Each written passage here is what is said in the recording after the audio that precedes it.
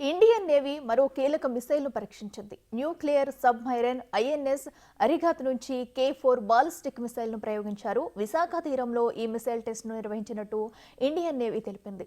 INS Arighaat నుంచి K4 క్షిపణిని పరీక్షించడం ఇదే మొదటిసారి. 3,500 కిలోమీటర్ల దూరంలోని లక్ష్యాలను ఛేదించే సత్తా ఈ మిసైల్ సొంతం. ఐఎన్ఎస్ అరిఘాత్ ఆగస్టులోనే ఇండియన్ నేవీలోకి ఎంట్రీ ఇచ్చింది. కేంద్ర రక్షణ శాఖ మంత్రి రాజ్నాథ్ సింగ్ ఛాతీకి అంకితం చేశారు. అయితే ఐఎన్ఎస్ హరిహంత్ మాదిరిగానే అరిఘాత్ నిర్మాణం కూడా వైజాగ్ నేవల్ డాక్ యార్డులోనే జరిగింది.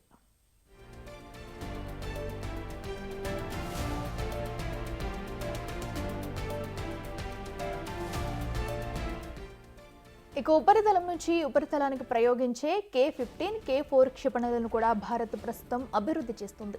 చైనాను దృష్టిలో ఉంచుకుని 3,500 కిలోమీటర్ల దూరంలోని టార్గెట్లను ఈజీగా ఛేదించేలా వాటిని రూపొందిస్తున్నట్లు రక్షణ శాఖ ప్రకటించింది.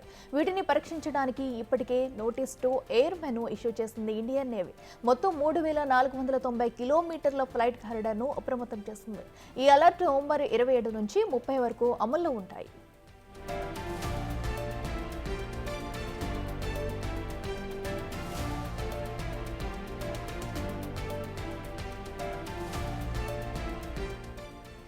Defence research and development organisation K4 మిసైల్ను అభివృద్ధి చేసింది.